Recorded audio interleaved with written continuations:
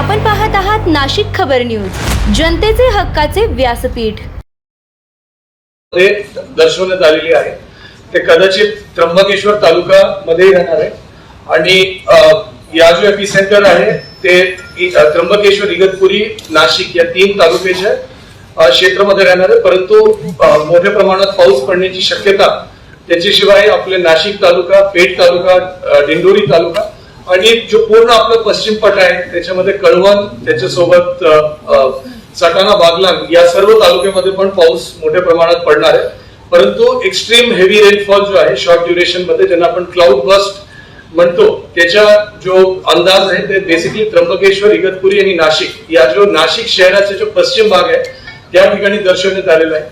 जसे जसे weather models अजून डेव्हलप होतील आणि अजून आपल्याला हवामानचे इशारा मिळेल तशा आपल्याला अजून ऍक्युरेटली लक्षात येणार आहे की नेमकी कुठे आपल्याला जास्त लक्ष देण्याची गरज आहे. सन्माननीय मुख्यमंत्री महोदयांनी आज सकाळी जो बैठक घेतली त्याच्यामध्ये स्पष्ट निर्देश दिलेला आहे की सर्व लागणारे सर्व अनुषंगाने गोष्टीच्या नियोजन आपल्याला करायचे आहे. त्याच्या अनुषंगाने साहेबांचे दिलेल्या निर्देशानुसार खालील प्रमाणे या ठिकाणी नियोजन करण्यात येत आहे. नंबर 1 की उद्याच्या दिवशी नाशिक शहर बघून, नाशिक शहरच्या संदर्भामध्ये म्हणजे पाऊस राहणार आहे, परंतु त्याच्या जो स्थानिक नियोजन आहे नाशिक शहर महानगरपालिकाचे सन्मान्य महापौर आणि सन्मान्य मनपा आयुक्त आज करणार आहे. परंतु नाशिक शहर बघून जो उर्वरित ग्रामीण भाग आहे नाशिक तालुक्याचे, इगतपुरी तालुका आणि त्र्यंबकेश्वर तालुका या 3 तालुक्यामध्ये सर्व जो आठवडी बाजार असेल, शाळा असेल, कॉलेजेस असेल, या सगळे उद्याच्या दिवशी बंद राहणार आहे. सर्व लोकांना माझी सूचना आहे, विनंती आहे की उद्या जोरात पाऊस असण्याची शक्यता असल्यामुळे सर्व शेतकरी बांधवाला पण विनंती आहे की आपण शेतात जाण्याचा विषय उद्या टाळावा. आणि कुठल्याही प्रकारच्या म्हणजे अति आवश्यक नसेल कुठल्याही प्रकारचे प्रवास उद्याचे दिवस आपण करू नये. काही रस्ते आपण बंद करणार आहे, म्हणजे ज्या ठिकाणी दगड कोसळण्याची शक्यता आहे त्याची एक यादी काही वेळात PWD, राष्ट्रीय महामार्ग आणि पोलीस विभागाच्या माध्यमातून ट्रॅफिक डायव्हर्जनचे काही आदेश काही वेळात आपण आपल्या समोर देणार आहे. परंतु माझी सर्व नागरिकांना, शेतकऱ्यांना ही विनंती राहील की कारण असताना आपण बाहेर पडू नये.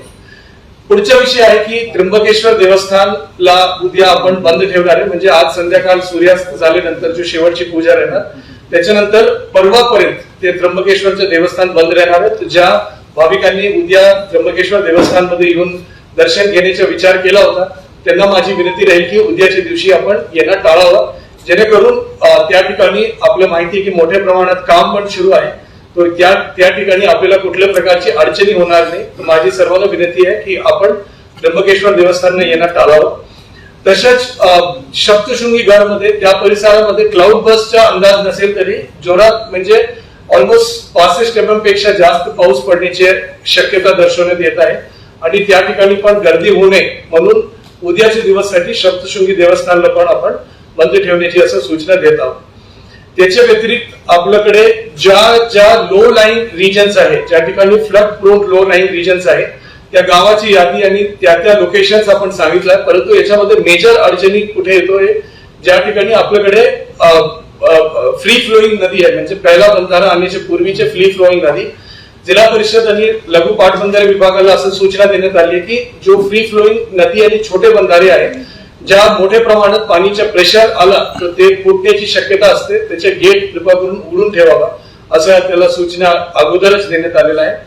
त्याच्या सोबत जो लो लाईन रिजन्स आहे, जो नदीच्या साधारण पाणी स्तर प्लस 2 मीटरचे रेंज मध्ये असलेले जेवढे भाग आहेत त्या सगळे घर असेल या कुठले इतर स्ट्रक्चर्स असेल, जानवरांचे गोठे असेल, त्या सर्वांना शिफ्ट करण्याची सूचना या ठिकाणी ग्रामपंचायतच्या माध्यमातून सगळ्या ठिकाणी देण्यात येत आहे, नगरपालिकेच्या माध्यमातून देण्यात येत आहे. यदि पाणी फ्लोला कुठल्या प्रकारची अडथळा असेल तर त्याला आता आज दुपारी स्वच्छ करून घेण्यासाठी सर्व नगरपालिकेला, ग्रामपंचायतला सूचना देण्यात आलेल्या आहे की पाणी फ्लोला कुठल्याही प्रकारच्या बाधा राहू नये आणि पाणीचं डायरेक्शन असं असावा जेणेकरून जास्त पाणी आला तो म्हणजे ते कुठल्या घरामध्ये शिरणार नाही, याच्यासाठी सर्वांना सूचना देण्यात आलेल्या आहे. तसेच जो काही स्ट्रक्चर अनस्टेबल असेल, ज्यांच्या खाली सबसर्फेस फ्लो असेल, त्या ठिकाणी पण त्याला सूचना देण्यात आलेल्या आहे. नाशिक जिल्ह्यामध्ये लँडस्लाइड प्रोन विलेज एक बी नाही आहे. परंतु आपल्याकडे हे जो दगड पडतो त्यासारखे काही गाव आणि लोकेशन्स आहेत, त्याच्यासाठी सूचना देण्यात आल्या.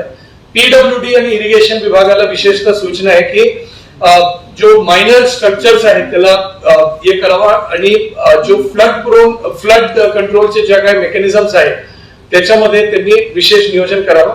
जो कालवा आहे, जो कॅनल्स आहे त्याला रिकामी ठेवावा, सो दॅट ओव्हरफ्लोचं पाणी त्याच्यामध्ये सोडता येतो, ते ऑटोमॅटिकली तिथून जाणार आहे. हे सगळ्या गोष्टीचं नियोजन या अनुषंगाने करण्यात आलंय. आणि शेवटची गोष्ट आहे की अँब्युलन्सेस असेल, शासकीय कर्मचारी आणि अधिकारी असेल, सगळेजण फील्डवर येणार आहे. त्याच्यासोबत जेसीबी या पोकलँड जो आपले अर्थ मुव्हर्स असतो त्यांच्या आपण रेक्विजिशन विथ लेबर आपण केलेलं आहे, जेणेकरून या सगळ्याच्या अनुषंगाने काय काय म्हणजे आपली पूर्ण तयारी या संदर्भामध्ये असावं. काही ठिकाणी एक्सेस प्रिपरेशन पण आपण करतोय, जेणेकरून हे जो एपी सेंटर या लोकेशन यदि शिफ्ट झाला तर त्याच्यामध्ये कुठल्या प्रकारची अडथळा होणार नाही. नाशिक ग्रामीण, त्र्यंबकेश्वर, इगतपुरी, पेठ आणि दिंडोरी या 5 तालुक्यामध्ये शाळा आणि कॉलेजेस उद्या बंद राहणार. आठवडी बाजार ओन्ली त्र्यंबकेश्वर, इगतपुरी आणि नाशिक ग्रामीण मध्ये बंद राहणार. आणि कारण नसताना प्रवास टाळण्याची सर्वांना सूचना परत देण्यात येत आहे. आणि शेतकरीला पण विनंती करण्यात येत आहे की कारण नसताना आपण शेतामध्ये पण जाऊ नये, बिकॉज फ्लड पाणीच्या लेवल अगर सडनली वाढलाय घटला त्याच्यामध्ये काही प्रमाणात म्हणजे कुठल्या प्रकारचे अपघातात्मक धोका होऊ नये. शेवटचा विषय, आपल्याकडे असलेले जो वॉटरफॉल्स आहे त्या ठिकाणी पोलीस आणि होमगार्डच्या माध्यमातून आणि आपदा मित्रांच्या माध्यमातून आपण बंदोबस्त ठेवणार आहे. आणि त्यासोबत जो आपले जो लो लाईन ब्रिजेस आहेत त्या ठिकाणी पण आपले म्हणजे डायव्हर्जन्स आणि रोड ब्लॉकेजेस राहणार आहेत, जेणेकरून तिथे कुठल्या प्रकारची गर्दी होणार नाही. आणि एसडीआर धुळेची एक पथक नाशिक शहरामध्ये आपण म्हणजे रेडी अवस्थेत ठेवणार आहे की यदि कधी डेप्लॉयमेंटची गरज पडली तर आपण करणार. त्याच्यासोबत रेल्वे विभागाला पण आपण कल्पना दिलेली आहे, क्योंकि इगतपुरीचा जो मार्ग आहे ते मोठ्या प्रमाणात या मुंबईला जोडणारे आणि मोठ्या प्रमाणात ट्रॅफिक असलेला मार्ग आहे. तर त्या ठिकाणी इगतपुरी च्या भागासाठी या जो हवामान खात्याचा अंदाज आहे त्याची माहिती आपण रेल्वे विभागाला पण आपण पोहोचवलेली आहे. याच्या अनुषंगाने जिल्हा परिषदचे मुख्य कार्यकारी अधिकारी असतील, इरिगेशन डिपार्टमेंटचे अधिकारी असतील, पोलीस विभागाचे अधिकारी आणि आपदा विभागाचे अधिकारी या सर्वांना हायेस्ट अलर्ट वर आपण ठेवलेला आहे, जेणेकरून कुठल्याही प्रमाणात कुठल्याही प्रकारचा अपघात होणार नाही, कुठल्याही जीवाची हानी होणार नाही, कुठल्याही प्रॉपर्टीचे पण नुकसान होणार नाही. या आपला पूर्ण प्रयत्न आहे. आणि मी सर्व नागरिकांना विनंती करतो की आपण सतर्क राहा, कुठलेही गड किल्ल्यात कृपा करून जाऊ नका, कुठलेही ट्रेकिंग वगैरेसाठी आपण उद्या जाऊ नका. आणि विशेषतः जो आपले वॉटरफॉल्स आहे त्या ठिकाणी कृपा करून गर्दी या करू नका, एवढी माझी सर्वांना सूचना आहे. परवाच्या दिवसाचा जो हवामान आहे, हवामानचा अंदाज आहे, त्याचा विचार करून उद्याच्या दिवशी याच्यामध्ये काय अपडेट असेल तो ते परत आपल्याला कळवण्यात येईल. परंतु उद्याच्या दिवशी साठी जो हवामानचा अंदाज आलेला आहे, सन्माननीय मुख्यमंत्री महोदयांनी जो आदेश दिलेला आहे नाशिक जिल्ह्यासाठी, त्या आदेशानुसार आपण या सगळे नियोजन केलेलं आहे. सर, कंट्रोल रूम वगैरे काही तयारी केली आपल्याकडे डिझास्टरचे कंट्रोल रूम कंटिन्युअसली असतो. त्या डिझास्टरचा कंट्रोल रूम आहे, त्याच्यासोबत पोलीसचा जो 112 नंबरचा जो कंट्रोल रूम आहे, 108चा कंट्रोल रूम आहे, फायर ब्रिगेडचा कंट्रोल रूम आहे. सगळ्यांना आपण एकत्रितपणे म्हणजे कोलॅबोरेशन आणि कोऑर्डिनेशन करतो. आणि आपल्याकडे डिझास्टर मॅनेजमेंटचे जेवढे वाहन वगैरे जसे गुरखा वाहन जो आले होते, क्विक रिस्पॉन्स वाहन, ते पण 4 वाहन आपण या परिसरामध्ये उद्या पाठवतोय. पोलीस आणि याच्यामध्ये मोठं काम जो आहे स्थानिक स्वराज्य संस्थांच्या माध्यमातून, ग्रामपंचायतच्या माध्यमातून होणार आहे. याच्यासाठी सगळे नियोजन जिल्हा परिषदच्या माध्यमातून पण करण्यात आलेलं आहे. आणि सगळ्या ठिकाणी कुठल्याही बेसिकली सतर्कता अगर आपण हे केलं म्हणजे भरपूर वेळा आपल्या पश्चिम घाटमध्ये क्लाउड बस्ट या क्लाउड बस्ट सारखी परिस्थिती झाली आधी पण, परंतु त्याच्यामध्ये कुठलेही अपघात झाले नाही. त्याचे मूल कारण असतो की आपण व्यवस्थित नियोजन केलं तर सगळ्या प्रकारचे अपघात आपल्याला टाळता येतात. सर, त्या बोट्स ज्या होत्या आपल्या आपत्ती व्यवस्थापनाच्या बोट्स आणि ते सगळे आपण तिथे ठेवलेले होते, त्यांची आपण आताची कंडिशन बघितली का? नाही, त्या बोट्स आणि बाकी गोष्टी जो याच्यामध्ये आहे, आपल्याकडे NDMA च्या माध्यमातून त्याचे रेग्युलरली ऑडिट होतो आणि त्याच्यासोबत त्याची इन्व्हेंटरी मॅनेजमेंटचं पण काम आहे. आता आपण एक सेंट्रली गोडाऊन वगैरे मध्ये ते ठेवलेली आहे, परंतु क्लाउड बस मध्ये फ्लॅश फ्लड सारखी परिस्थिती निर्माण होतो. तर त्याच्यामध्ये आपल्याला ज्या ज्या यंत्रणा लागणार आहे सगळ्या गोष्टी आता आपण मूव्ह करतोय सगळ्या ठिकाणी. आणि आज संध्याकाळपासून आपण उद्या परवा सकाळपर्यंत आपण हायेस्ट अलर्ट मध्ये राहणार आहे. कारण असताना लोकांनी बाहेर जाणं टाळावा आणि सेफ स्ट्रक्चर्स मध्ये स्वतःला ठेवावं. एवढा जर आपण केला तर कुठल्या प्रकारची अडचण होणार स्पेसिफिक भागमध्ये. क्लाउड बस्ट अगर जो होतो, मी आपल्याला एक म्हणजे ज्यावेळी मॉइश्चर लेडन हे जो क्लाउड्स असतो ते म्हणजे डोंगराच्या वरच्या भागात येतो, खाली प्रेशर ड्रॉप होतो. म्हणजे अगर कूल क्लायमेट असेल त्याच्यामध्ये सडन प्रेशर ड्रॉप होतो आणि त्या ठिकाणी सगळे जो म्हणजे वादळ आहे त्या ठिकाणी जेवढं मॉइश्चर त्यांच्याकडे असेल ते हे होतं. याच्यासाठी जो विशेषतः जो पश्चिम भाग असतो आपल्या याच्यामध्ये त्या जास्त म्हणजे धोका म्हणजे त्या ठिकाणी जास्त होण्याची शक्यता असते आणि त्या अनुषंगाने नियोजन करण्यात आलं. मी जसं आपलं सांगितलं इगतपुरी म्हणजे त्र्यंबकेश्वर तालुका मेन आता वॉर्निंग मध्ये आलाय, परंतु त्र्यंबकेश्वरचे लगेच असलेला जो इगतपुरी तालुका आहे आणि त्याच्या लगेच असलेला जो नाशिकचा तालुका, हे तीन जो ट्राय जंक्शन भाग आहे त्या ठिकाणी मोठा पाऊस आणि त्या ठिकाणी क्लाउड बस्ट मुळे दोन गोष्टी असतो की अगर जोरात पाणी आलं आणि तुम्ही डायरेक्ट ओपन मध्ये अगर असेल की कुठले सपोर्ट स्ट्रक्चर नसले, 2-3 प्रकारचे अपघात असतो. बिल्डिंग्स जो वीक स्ट्रक्चर असेल बिल्डिंगच्या तर ते बिल्डिंगच्या छत वगैरे कधी कधी पडतो. त्याच्याशिवाय पाणीचा जो प्रेशर असतो फ्लो असतो तो फ्लॅश फ्लडिंग होतो, ते दुसरा विषय. आणि तिसरा जो आहे की हे जो आहे म्हणजे लँडस्लाइड लूज बोल्डर्स वगैरे असेल तर ते बाहेर पडतो. त्र्यंबकेश्वर मध्ये काय प्रिकॉशन घेण्यात आलेलं आहे, कारण मध्यंतरी पण तिथे लँडस्लाइडिंगच्या घटना घडलेल्या होत्या. नाही, त्र्यंबकेश्वर मध्ये जसं मी म्हटलं ना, काही internal roads major roads closure नाही आपल्याकडे, परंतु काही गावाचे रस्ते जो आहेत त्याला आपल्याला क्लोज करण्याची वेळ येत आहे. त्याची एक स्पेसिफिक यादी मी काही वेळात डीआयओच्या माध्यमातून आपल्याला प्रकाशित करणार आहे. तो रोड क्लोजर्स ज्या ठिकाणी करण्याची गरज आहे ते आपण करणार आहे.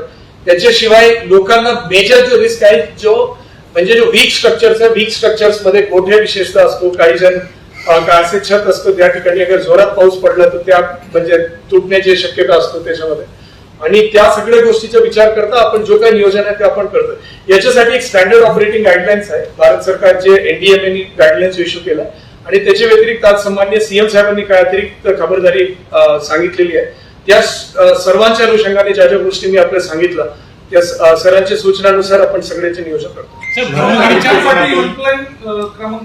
112 नंबर जो पोलीसच्या हेल्पलाईन फर्स्ट रिस्पॉन्डर असतो आणि कोणाला अगर अपघात झाला तर 108 नंबर अँब्युलन्सच्या फायर ब्रिगेडला पण आपण कॉल करू शकतो. तीनोचा आपण संयुक्तरित्या आपण फर्स्ट रिस्पॉन्स याच्यामध्ये देणार.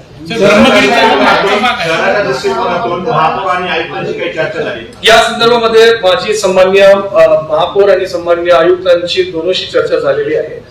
नाशिक शहराच्या वरच्या ते हवामानचा अंदाज ते घेत आहे, त्याच्यामध्ये त्यांच्या जो रेग्युलर तयारी असतो ते करत आहे आणि नाशिक शहर परिसरामध्ये त्यांना काही नियोजन करायचे ते त्या अनुषंगाने करत आहे. याच्या अनुषंगाने उद्या कुठल्याही जिल्हाभरात कुठली परीक्षा नाही आहे, त्या मला जो शिक्षण विभागाने जो सांगितलं तो परीक्षा नसल्यामुळे यदि लेट्स से की कुठल्याही भागमध्ये आपण जसं सिन्नर मध्ये आपण शिक्षण घेत आहे परंतु आपण राहतात त्र्यंबकेश्वर मध्ये आणि डेली आपण प्रवास करत असेल तर आपण उद्याचे दिवस शाळा कॉलेजला नाही गेले तरी चालेल, परंतु कारण असताना जरासा बाहेर पडणं आपण टाळावं. नाशिक शहराचे ते लोकलाइज अंदाज घेऊन कुठल्या वॉर्डमध्ये काय नियोजन करायचं ते करत आहे. त्याची ते वेगळ्या पद्धतीमध्ये वेगळा प्रेस कॉन्फरन्स घेऊन त्याचे ते अनाऊन्स करतात. नाही, आताच्या स्टेटस मध्ये मिलिटरीला आपण कल्पना दिलेली आहे की म्हणजे स्टेशन कमांडर साहेबांना आपण कल्पना दिली आहे की असा हवामान खात्याचा अंदाज आहे, परंतु आपला जो फर्स्ट रिस्पॉन्स आहे ते स्थानिक प्रशासनाच्या माध्यमातून असतो, दुसऱ्या लेवलवर आपला एसडीआरच्या माध्यमातून असतो आणि ते दोन झाल्यानंतर अगर त्याच्यापेक्षा मोठा अपघात अगर झाला तर मिलिटरीची मदत आपण घेतो. मिलिटरीची पण रिस्की पॉइंट्सच्या दरवर्षी त्यांचे व्हिजिट्स होत असतो, त्या व्हिजिट्स पण नाशिक जिल्ह्यात झालेले आहेत. तो आपण हायेस्ट लेवल ऑफ प्रिपेअर्डनेस मध्ये आहे, परंतु फर्स्ट रिस्पॉन्स आणि सेकंड रिस्पॉन्स जो आहे दोन्ही आपण तयार करून ठेवतो. सर, मुंबई हायवे साठी काही प्रिकॉशन वेगळी आणि दुसरी गोष्ट जे त्र्यंबक आणि इगतपुरी वगैरे हेवी पाऊस असणार आहे, आपले मतदार यादीचा कार्यक्रम चालू आहे BLOच्या संदर्भात. नाही, त्याच्या अनुषंगाने मतदार यादी पुनर्निरीक्षणचे कार्यक्रम तो जुलै महिनाभरात चालू आहे. असा काही नाही की ते उद्याच्या दिवशी स्पेसिफिकली काय असा विशेष हे आहे. दुसरी गोष्टी जो आहे की आपला जो समृद्धी महामार्गवर जो अपघात होण्याचा जो प्रमाण असतो बिकॉज लोक म्हणजे स्पीड मध्ये जातो, हायवे पोलिसला पण कल्पना देण्यात आली की आपण स्पीड लिमिट जो आहे ते जरा रेग्युलेट करावं आणि 40 या 50 स्पीड पेक्षा जास्त त्यांचे नॉर्म्स आहे, अलग अलग लोकेशनचे अलग अलग आहे. तर त्याच्या अनुषंगाने त्यांनी योग्य नियोजन योग्य स्तरावर करावं आणि ते व्यवस्थित डिस्प्ले समृद्धी आणि MSRDC आपल्या स्तरावर करणार आहे. नाही, अजिबात कुठलेही मेजर रोड्स आपण बंद करणार नाही. ओनली काही मायनर